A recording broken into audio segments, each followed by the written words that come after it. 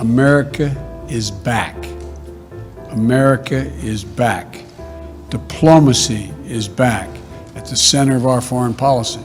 2021년 바이든 행정부 출범 시기의 국제정세는 이미 과거의 모습과는 상당히 다른 양상을 보이고 있는 것이 사실입니다.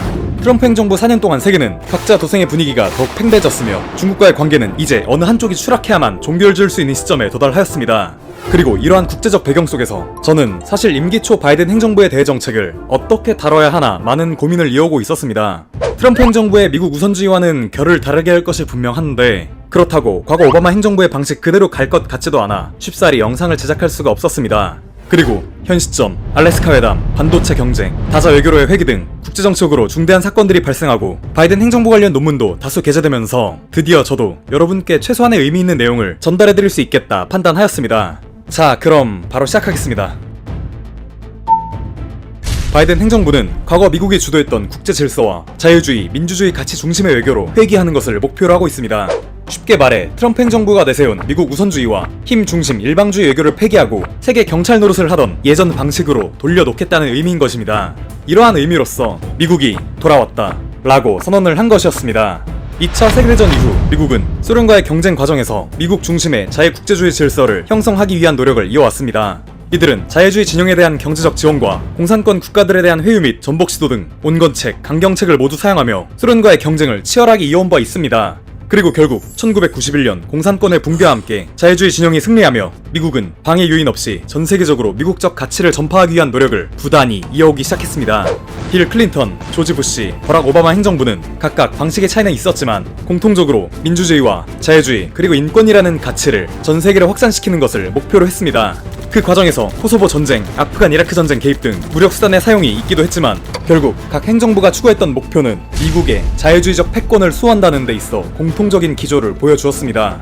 그러나 And we will make America great again. God bless you. 중국의 급격한 부상과 미국의 세태 논란 속에서 정권을 이어받은 트럼프 행정부의 기조는 그간 미국이 이어온 전통적 방식과는 극명하게 다른 모습을 보이기 시작했습니다. 트럼프 행정부는 미국이 이끌고 있는 자유국제주의 질서가 국익에 도움이 안 된다고 주장하였고 기존까지 미국이 가져왔던 자유주의적 외교 노선에서 탈피할 것을 천명하였습니다. 중국과의 무역? 뒤에서 공산당이 밀어주고 있는 중국 때문에 미국 기업이 피해를 보고 있다. 우리는 이에 대해 무역 전쟁을 선포한다. 방위 분담금? 한국, 일본, 독일 같은 국가는 미국이 제공하는 군사력에 무임승차하고 있다. 이에 공정하게 협상하지 않으면 바로 철수시키겠다. 국제기구, 무역기구? 미국은 다자 기구들에 가장 많은 돈을 내면서도 얻을 수 있는 것이 아무것도 없었다. TPP, 유네스코, WHO, 파리 기후협약 등 모두 탈퇴하겠다. 이렇듯 트럼프 행정부는 미국이 자유주의적 패권을 유지 및 확장하기 위해 사용해왔던 비용들이 국익에 전혀 도움이 되지 않는다고 판단하며 기존 시스템에 전면적인 수정을 가하고자 하였습니다. 국제주의보다는 미국 우선주의를, 다자주의보다는 일방주의와 강압을, 자유주의적 가치보다는 힘을 중시하는 것이 기존 트럼프 행정부의 정책 기조였던 것입니다.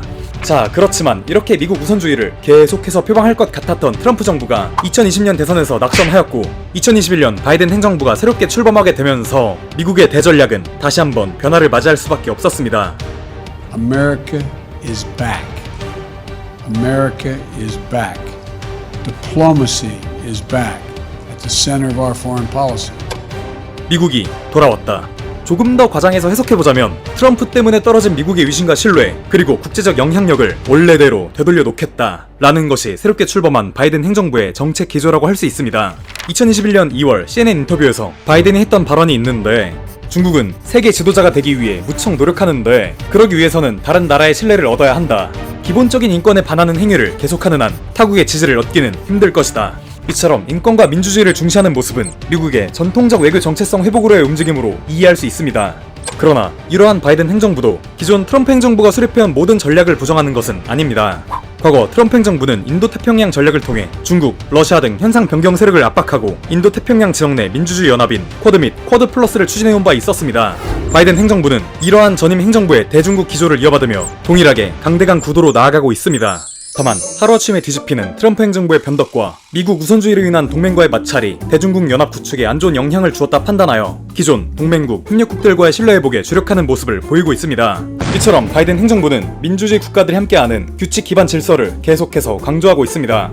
이들은 미국과 중국 중 어느 하나를 택하라는 게 아니라고 주장하지만 사실 자유무역, 민주주의, 인권 등 규칙 기반 질서를 따르라는 당연해 보이는 제안 속에는 신장 위구르 인권 탄압 논란, 기업에 대한 국가 개입 논란들이 지속적으로 터져 나오고 있는 중국에 대한 견제 의도가 내포되어 있는 것입니다. 이러한 바이든 정부의 기조는 3월 19일 알래스카에서 보여진 미중 간 노골적인 대립에서 엿볼 수 있었습니다. 당시 미국은 위구르 신장 지역의 인권 탄압을 언급하고 중국은 미국이 인종차별 이슈를 언급하는 등 서로 간의 영린까지 건드리는 모습을 보여주었으며 회담 이후에는 공동 성명조차 발표하지 않으며 이들이 얼마나 극한의 갈등 상황에 치닫고 있는지 여실히 보여주었습니다. 결국 이러한 양국의 회담은 전 세계적으로 이슈몰이가 되며 수학 없는 회담이었다는 세간의 평가를 받기도 하였습니다. 그러나 사실 이 회담은 바이든 행정부가 본격적으로 중국을 상대하기 이전에 그들의 입장을 들어보기 위한 중요한 기회가 되었으며 실제로 이 회담을 통해 양국은 협력이 가능한 부분, 양보할 수 없는 부분, 그리고 서로의 국제 질서에 대한 인식 등 각자가 생각하는 부분을 여과 없이 드러내며 향후의 전략 수립 과정에서 잘못된 판단을 내릴 수 있는 불확실한 요소들을 상당 부분 제거할 수 있었습니다. 또한 이번 회담에서 바이든 행정부가 더 공격적으로 나섰던 배경에는 국내 여론을 만족시키기 위한 목적도 존재하고 있었습니다. 이미 트럼프 이후 국민적 여론은 중국에 대한 강경한 대응을 요구하고 있었고 이번 회담은 바이든 행정부의 유권자들에 대한 하나의 메시지로도 이해할 수 있습니다. 또한 3월 10일 개최된 쿼드 정상회의에서는 미국, 일본, 인도, 호주 4개국의 정상이 모여 인도태평양 지역 내 새로운 규칙과 질서에 대한 논의를 이어나갔습니다. 당시 회의에서는 코로나19, 백신, 기후변화 등 전 지구적으로 중요한 의제가 논의되었는데 오히려 중국에 대한 언급은 상대적으로 적은 비중을 차지하였습니다. 이는 쿼드가 단순한 반중 연합이 아닌 새로운 규칙 기반 질서를 형성하기 위한 연합체를 이루어가는 과정이라고 이해할 수 있습니다. 그리고 그 새로운 질서에는 중국을 배제하겠다는 미국의 의도가 깔려 있는 것이었고요. 쿼드 회의 이후에도 바이든 행정부는 미일 정상회담, 한미 외교 국방장관 회의 등 주변 동맹국과의 개별적 회담을 이어나가고 있습니다.